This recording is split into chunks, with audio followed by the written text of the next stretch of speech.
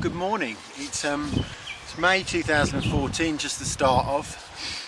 You wouldn't have thought so with this weather. It's freezing cold. I think it went down to 1 or 2 degrees last night. We've got rip-roaring northeasterly. I think it's about northwesterly on the lake. I'm fishing a big reservoir in central France, not massive. My plan was to fish Lac Médine. I'd never fished it before. And the plan was to fish days only. All the best intentions in the world. I got down there, but this northerly wind on such a big water, it was proving very difficult. The lake's covered in reeds. There's very few access points, which basically means better to be fished by boat. Now I thought I could still fish it by boat as long as the wind wasn't too strong, but it's so strong. So anyway, I got the boat out. I found a few areas. I did actually see a few carp in the reeds. I baited a couple of areas and I fished for one day and one night.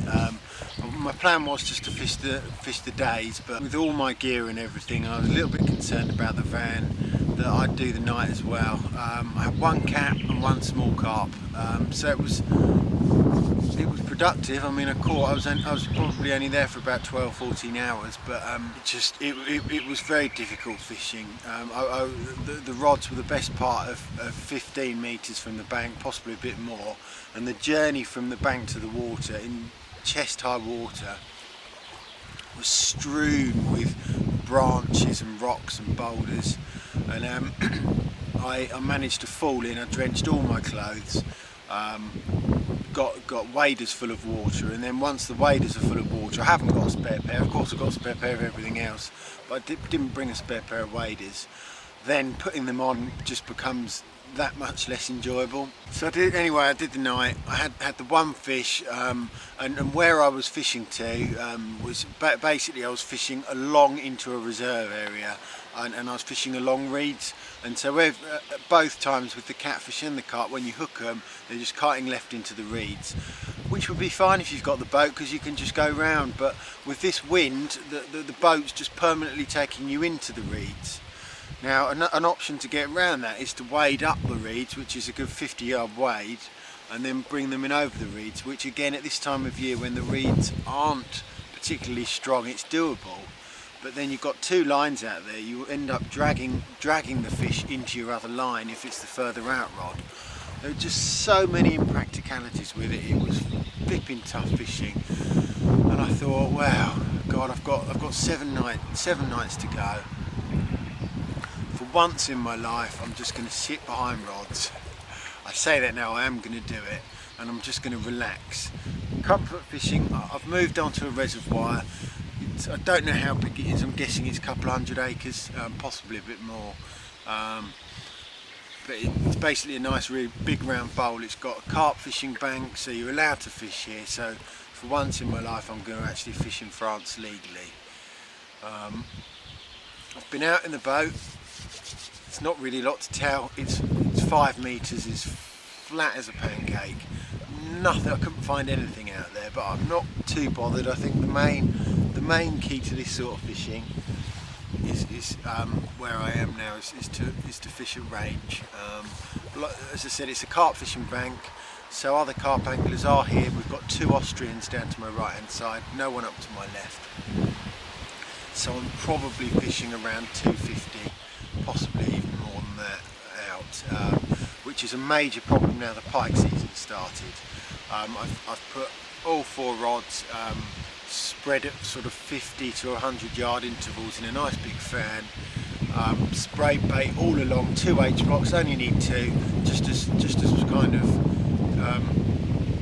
marker points, reference point, so you know you're either left in line with it or to the right. I've braided up on all rods because I always find in these situations, particularly with the wind, that it's better playing the fish from the bank when there's no snags. You've got less chance of tangling all your lines out, and if your lines get tangled and you're out there and the boat's drifting down on this roaring northerly, you're liable to wipe out all your lines and possibly lose a carp. So that's what I'm doing at the moment. As I said, last night was the first night. Nothing to report. Freezing cold, nothing like May conditions. We'll leave it there for now.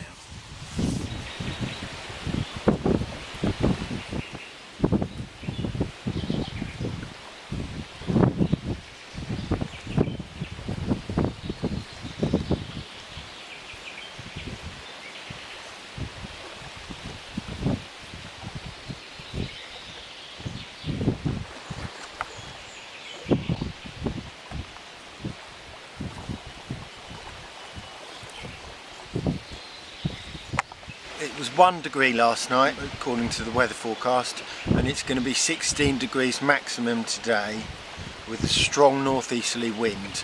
So this is a northeasterly that you're seeing flying across me at the moment. Monday we go up to 21 degrees and 4 degrees at night, wind changing completely to a southeasterly, and then we've got a southwesterly driving through from Tuesday to... oh, we're away.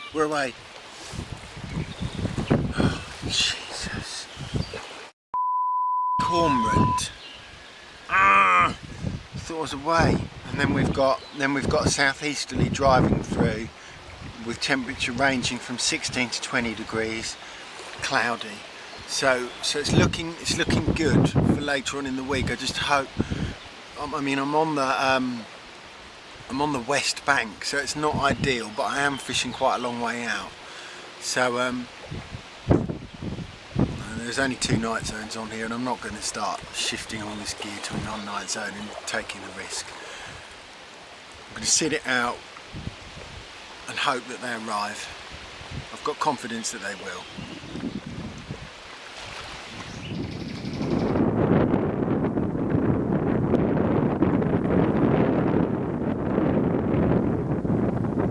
Right, well it's Sunday lunchtime.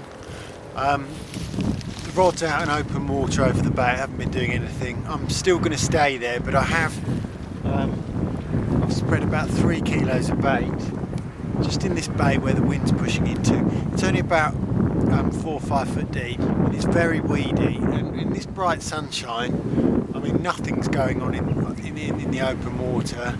You'd like to think that a lot of the carp are actually just milling about in the weed. And I think I could probably get away with the chest waders and then casting over the top of it.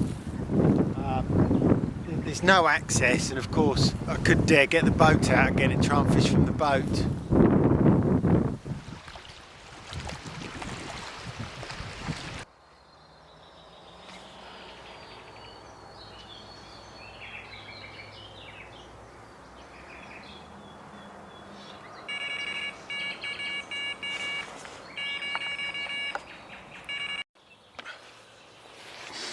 Oh, good morning. It's Monday morning. Another black night.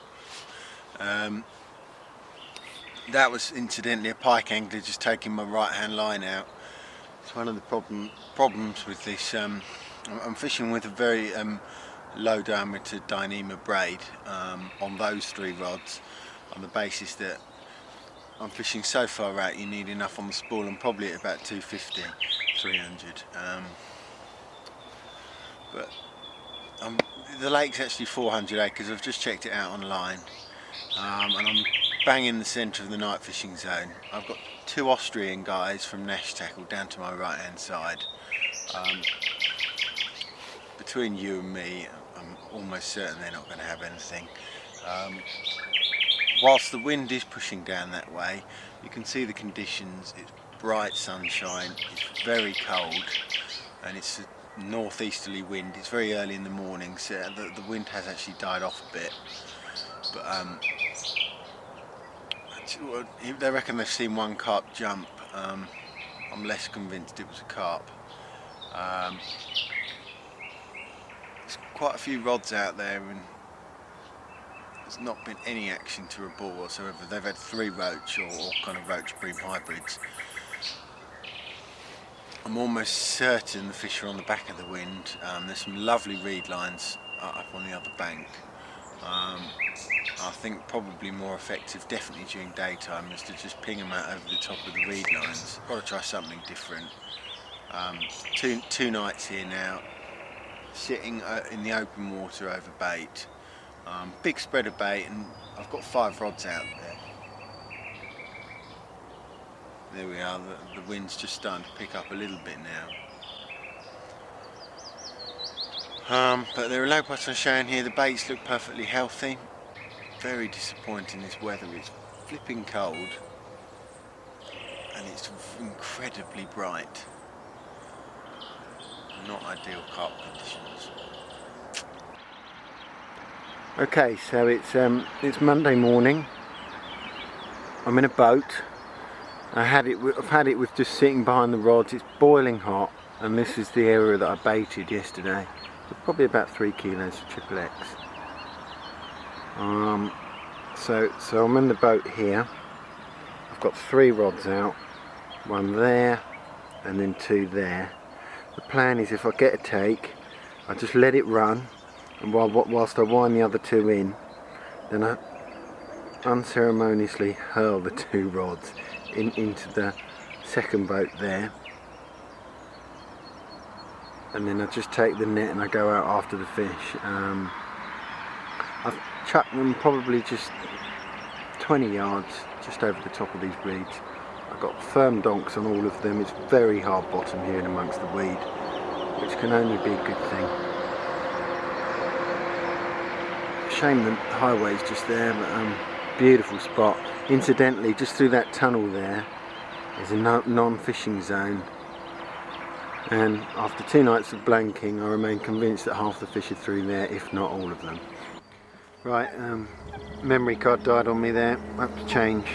As I said, this first day, the wind's picking up from the south. It's the first day we've had a southerly wind, which can only be a good thing. The fact that the wind's picking up is not great from sitting in the boat here, because whilst we are in the reeds, we are gradually drifting, and I'm on braid. I'm only on 2 to 3 ounce lead, so just any sort of drift, and you're constantly trying to give out a little bit more line just to make sure that that lead's not being dragged, and a dragged lead in this weed would just be completely ineffective. God, what am I doing sitting in a bloody boat with 3 rods out over the edge of the reeds? You can only try.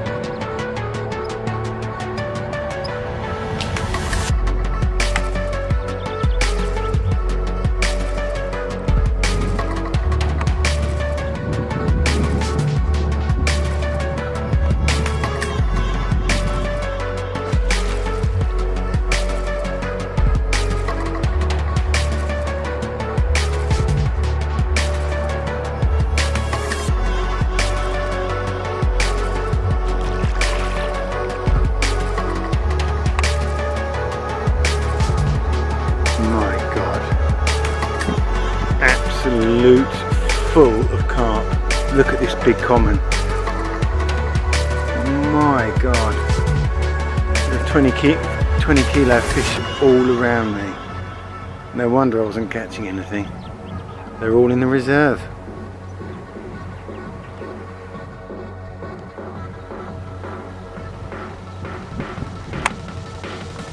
I'm afraid we're going to hit him. Wind's taking us.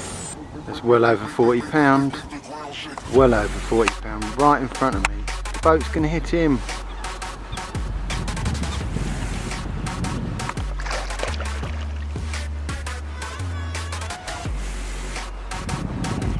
Unbelievable. Absolutely unbelievable. You can see that bubbles coming up where I'm spooking them, and they're just surging through the Potamogeton beds. Incredible. Actually come in from that tunnel right up there, and I'm right up the back of the reserve. So they're not actually just in the reserve, they're right up the back in acres and acres and acres of dense potamogeton and all sorts of other weeds and reeds that I don't know the name of. Unbelievable. I guess the next thing to do is try and figure out where I'm going to fish in here. It's a little bit weedy up in this corner, and how I'm going to be able to get away with it. Let's have a little think. Cool, there's a back there, back out of water.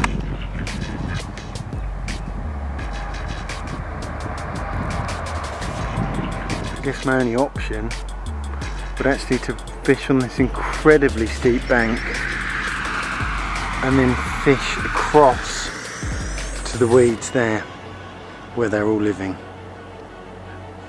And it's a bit steeper than I thought that. I'm not sure if that's going to be feasible. Alright, let's try and think about this.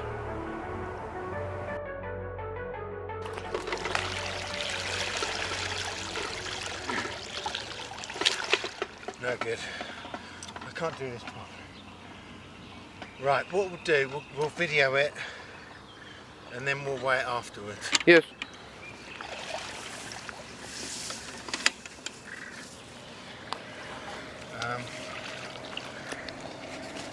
But anyway, that was going well over 20 kilos. Yes. Does that look over 20 kilos to you? I don't know if it is. Yes, it is. Beautiful, beautiful. I'll try and hold him up properly once he stops wriggling.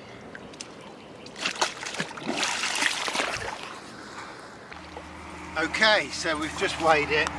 It goes 20.75 kilos. The fish came very close to the weed, in about 3 foot of water.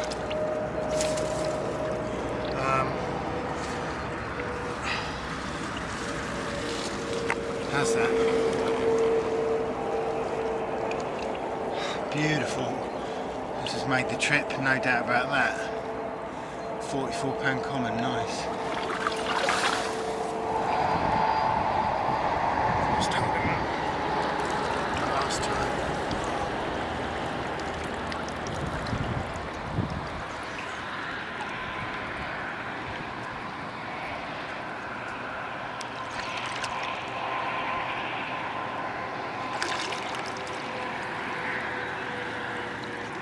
I'm sure he'll find his way back through the reeds. Excellent! Off the mark Tuesday morning with 20 kilo, great stuff. Thanks for the filming, Franz. Okay, so when the water finally drained out of this, the fish went 20.75 kilos, so just over £44 or thereabouts. Brilliant, well, part of the trip really. Got to move on. This lake, that fish was caught in the reserve area where I really shouldn't have been. But they're all, I think most of the fish in the lake are in there getting ready for spawning.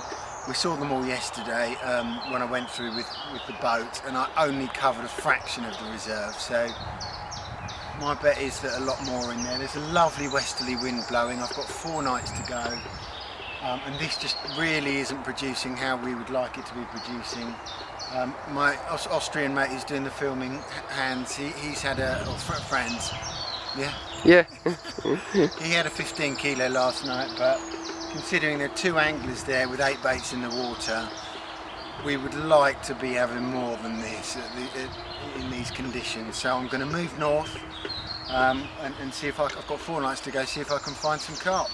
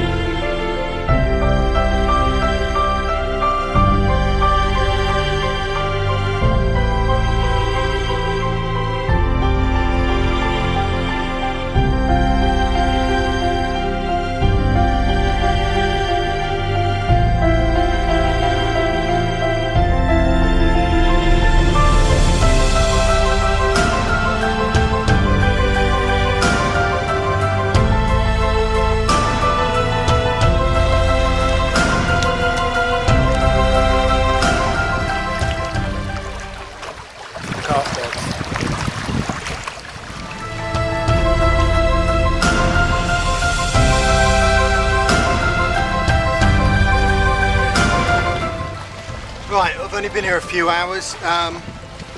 This isn't the best of starts. This is the first fish to ever spool me. Thank heavens my spool knot held, because I was asleep, it was ripping off, I didn't hear it, I don't know why, and oh, he's got a big pussy.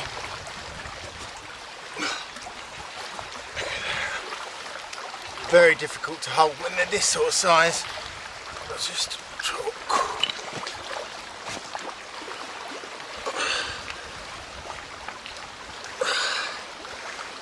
how's that? This is 29 kilos. Oh. I can safely say that I've had bigger, but I've never had one spool me. I've never had one fight so hard. Well, they go a lot bigger than this, but fought incredibly hard. It's not great news for the carp fishing, but anyway. That'll do. Let's curl him up into a ball and get him back into this sling. Ugh, all slimy.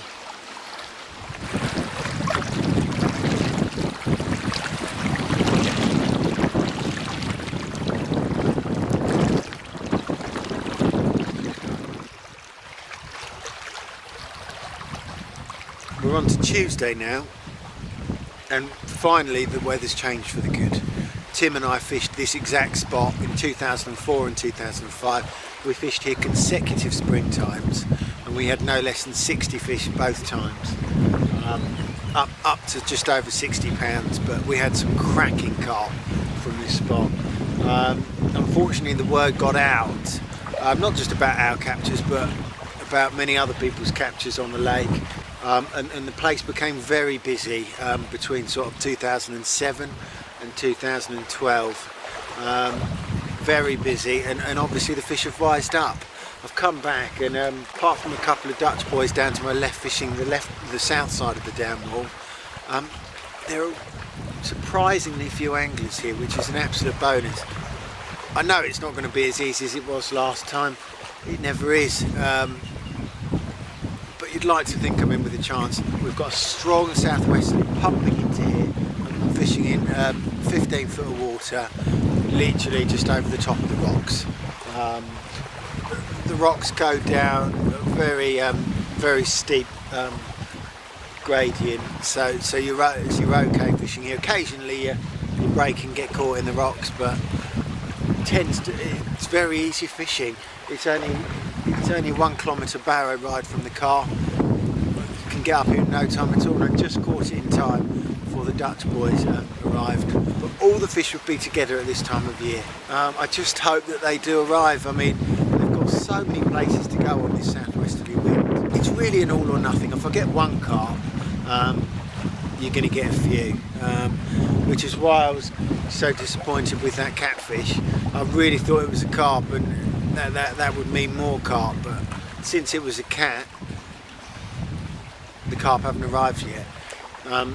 There is a night fishing ban on this lake, so I am going to wind in about an hour's time. I'm going to scatter about another 2 kilos of bait across all 4 rods, and I'm going to ping them out very early in the morning.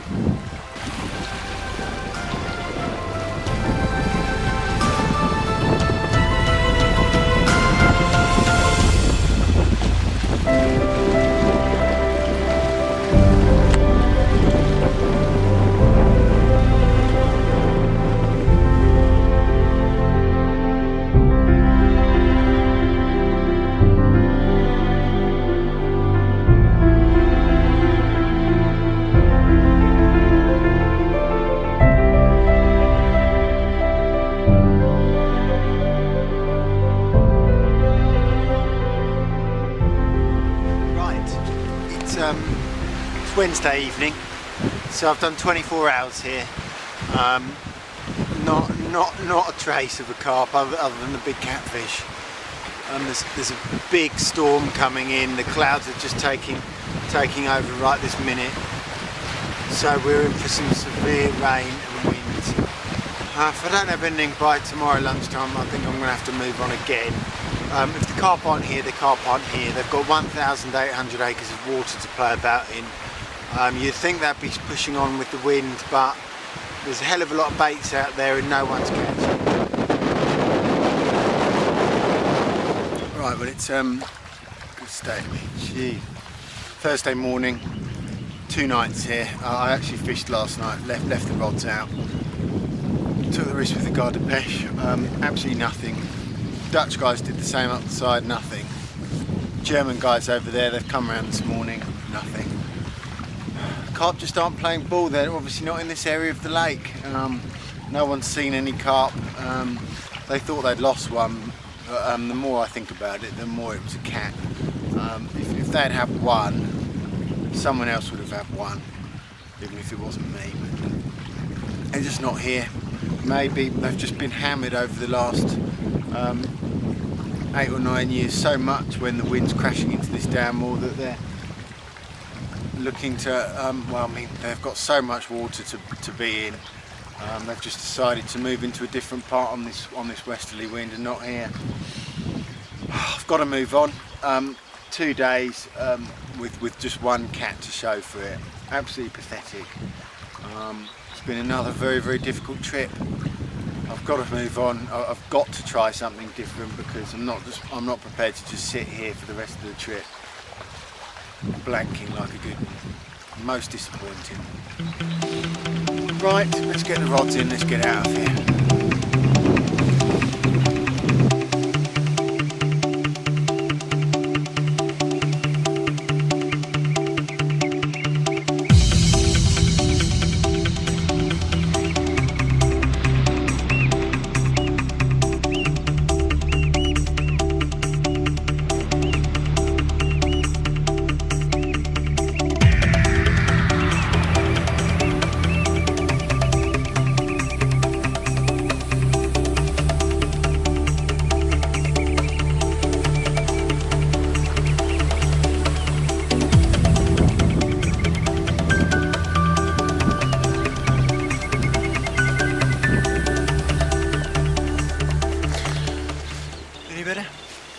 We're on to the last lake. I've just put 200 baits out with the stick. Last gasp efforts at the moment. I've got two nights left here. Still blowing real strong southwesterly, pucker conditions. As I understand, the reserve is up to my right hand side and you can't fish there. So I think I've got the furthest swim along to the right. Definitely people have been fished here before. There's no boats allowed on here. You're allowed bait boats, haven't got one of them. So I've literally just sticked out 200 Odyssey XXX baits in 20s and 24s as far as I can with this wind, which isn't very far. All rods have been, well, I've got 4 rods. One's down the margin in about 4 foot of water, and then the others are in about 7 or 8 foot, just literally straight out. Just fan them out. I've had a lead about. It goes from 4 foot then down into 8, and it seems pretty flat. I've seen one carp jump probably about 3 times as far out as I'm fishing, but at least that's a sign of a carp. You'd have thought that'd be all up in the following the wind up into the reserve, but you never know your luck. As I said, I've got a couple of nights left. Hopefully we can have a decent end to the trip, but as I said, it's been bloody hard going this week. It really has. Conditions have been really good the last couple of days, but I've been sitting on a 1,800 acre lake, blanking like a good one. Carp were probably miles away. Right, time to get the gear set up.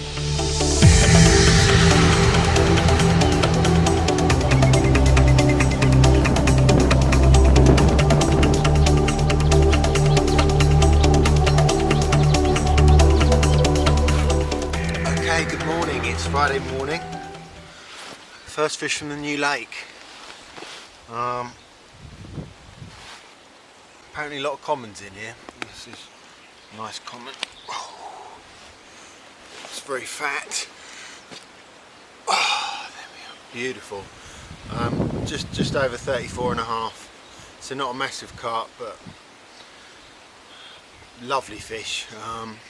Fish came on the middle rod over. I put another 150 baits out last night, so there are probably 400 baits out there, just scattered at maximum throwing stick range.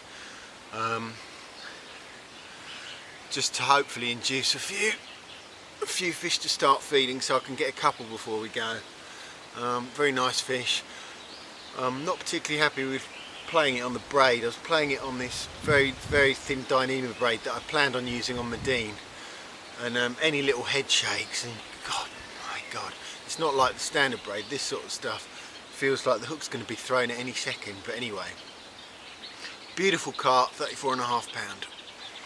The other side, cracker, absolute cracker.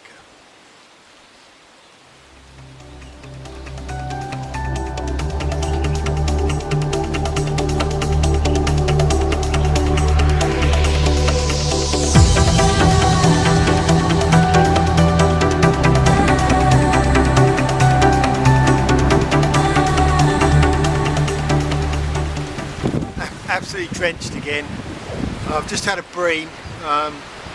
It's no fun when everything's getting soaking wet. My waders have got about 3 leaks in them. I'm just drenched to the bone, and then they're damp on the inside, and it's a nightmare. I'm hoping that the bream haven't taken too much of the bait out there. Wind's almost gale force now. It's perfect carp conditions. I'd like to have a couple more. Played your part so well, a modern Romeo. You came on Cupid's wings, and then you flew away. You touched my face when you called my name. Burned with desire. You touched my face.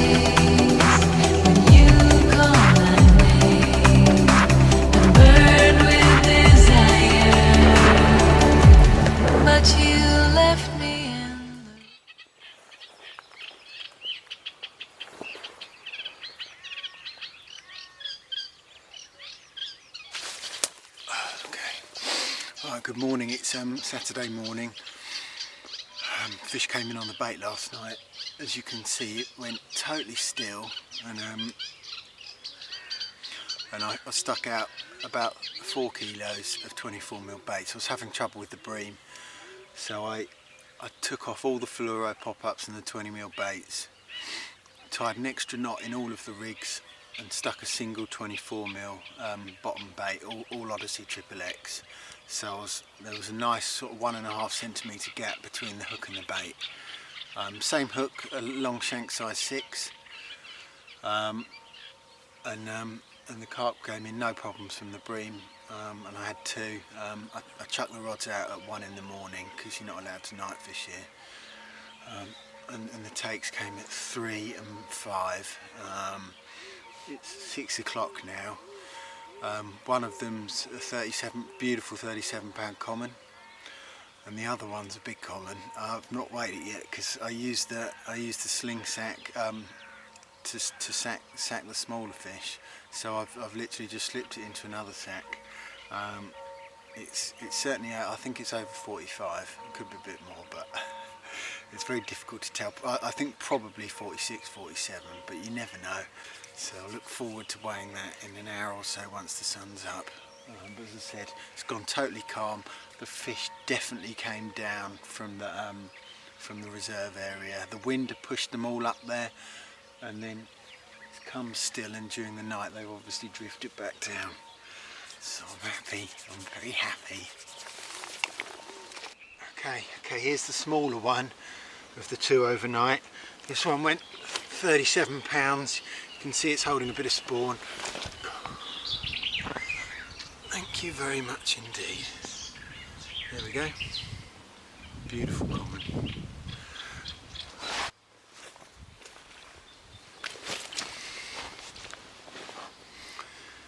Okay. Didn't quite go as big as I was hoping.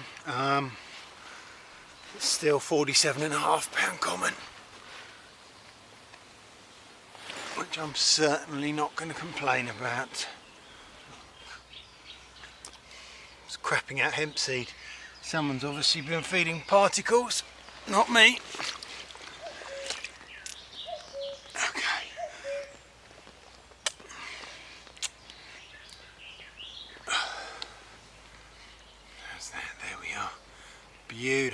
perfect.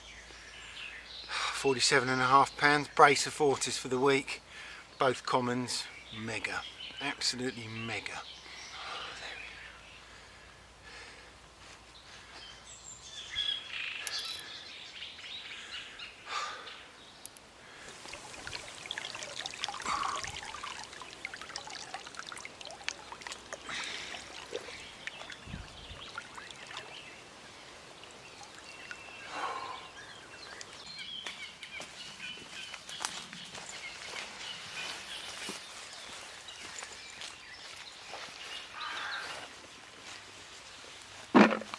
Just been back to the car, last stop just to take all the essentials back, just to make my load as light as possible. I've got to be away very early in the morning. I've loaded up the laptop bag with another 4 kilos of 24mm XXX. Always keep, there's one thing to know, always keep the absolute valuables with you at all time. I always keep my camera and my laptop with me, no matter what. Nothing to report today. It's 6 p.m. I've been asleep most of the day. I rudely got woken up at 4 o'clock by the pike angler next door taking out my left hand rod. Gave me an absolute welter, jumped into the water, wet more clothes, only to find out it was a pike angler. So once I found out, I let off some line so he can untangle it, came in, lay back down again. Middle rod flipping flies off, absolute roarer again, and would you believe the pike angler's taken out that rod? So one was enough. I thought, well, you're not going to get away with this one, mate. So I locked up and started winding, and it was essentially my my £39 Dynon versus his locally bought pike tackle, and there was only going to be one winner there. I snapped him off and gave him some verbal. Unfortunately he's left now, so we're okay. Let's just hope my tyres aren't slashed in the morning.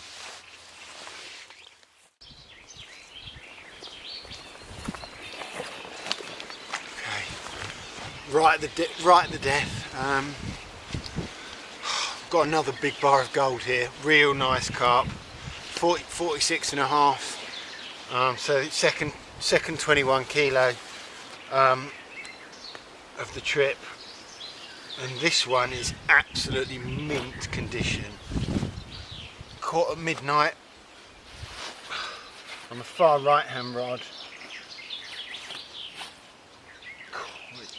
which is the rod furthest down towards the reserve.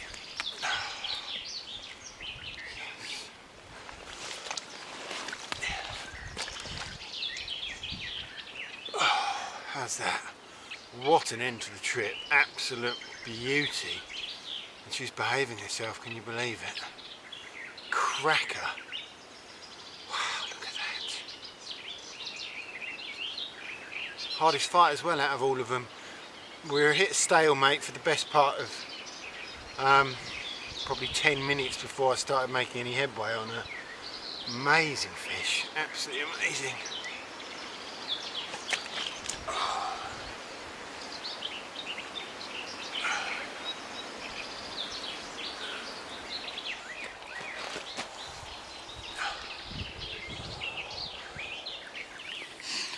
What an end to the trip.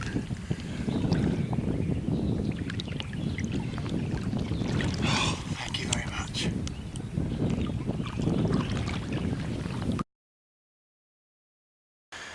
Okay, so I came out to France with 2 baits, 20mm Odyssey XXX and 24mm Odyssey XXX. Rig wise, started off on Medine. I was baiting with both the 20s and the 24s.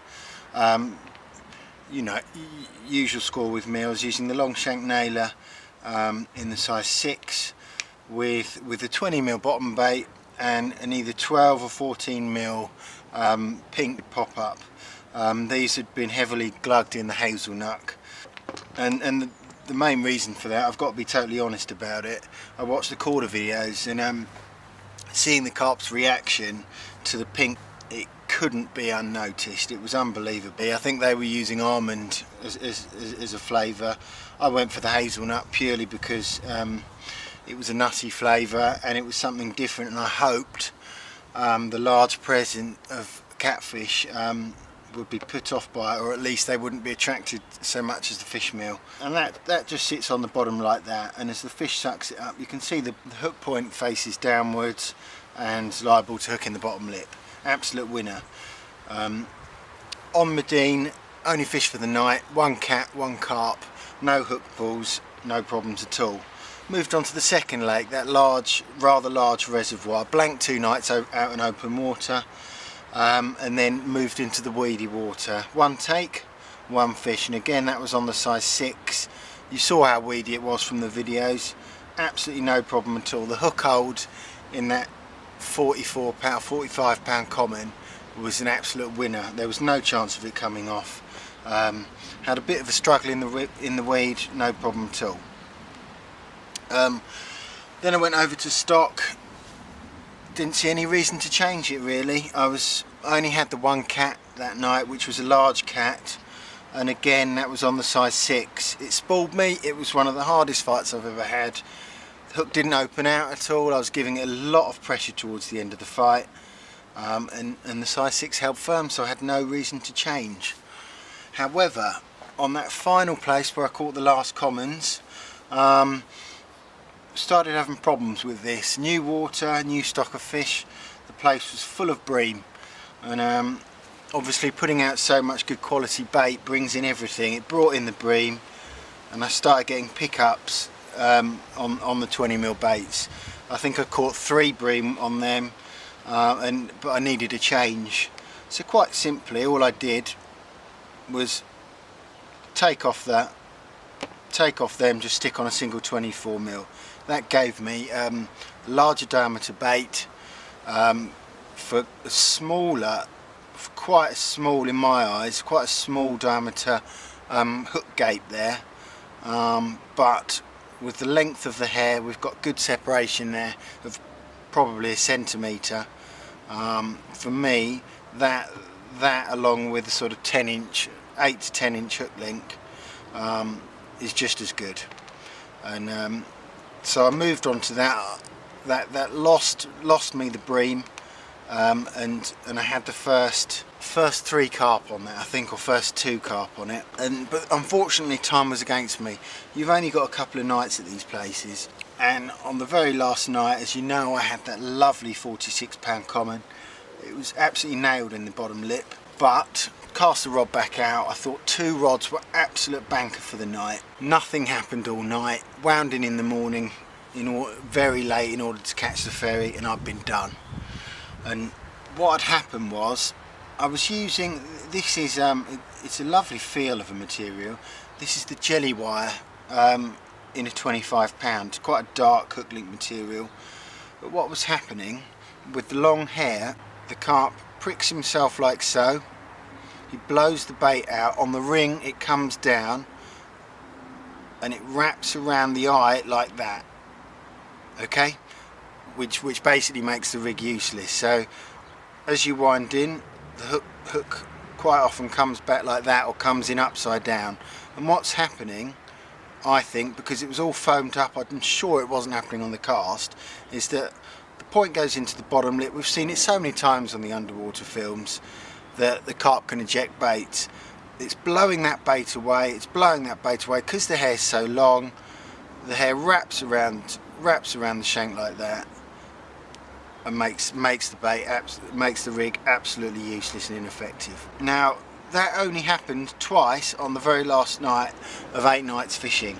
I had 8 bites and I landed 8 fish. So the presentation, in my eyes, is very, very effective. However, when you're only over there for a week at a time, you ain't got time to be worrying about that happening. So for my next trip, options are possibly to use a coated braid straight through. Gives it that extra stiffness that prevents the hair coming back over here like that. And likewise, let me just go and get a rig in a minute, but here we've got coated braid all the way through. We've got a size 2 Stoller Stronghold here, which looks like quite a good hook for that sort of size bait. mounted on a swivel to allow more turning of the bait in the carp's mouth. And the idea is it picks that up, the point's hanging down in the bottom lip, and if it ejects it, that's short enough that it can't tangle in any way. When a carp does eject the bait, it's just going to go across, and it's still going to be presentable. And I'm leading more and more towards that sense of fishing in France. You're there for such a short period of time. I really don't want to be having these issues with the long hairs. Let me just get another ring. Here we are. Here are another couple of combinations. I was talking to Alan Welsh over at CC Moore.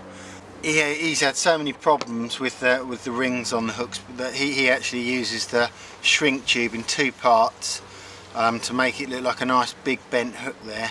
And the idea being is that when the fish picks the bait up, again the hook point drops, and the thing is, if the carp ejects that, the whole lot is coming out at an angle like that, so you've got no chance of that bait wrapping round the supple part there. Basically the whole lot comes out at a different angle. I'm very, very tempted on giving that a go. This is a larger hook. I'm going to go on to the size 4s in the Gardner Long Shank Mugger for the next trip, just because I'm going to be using 24mm baits and it's just a slightly wider gape for the bait.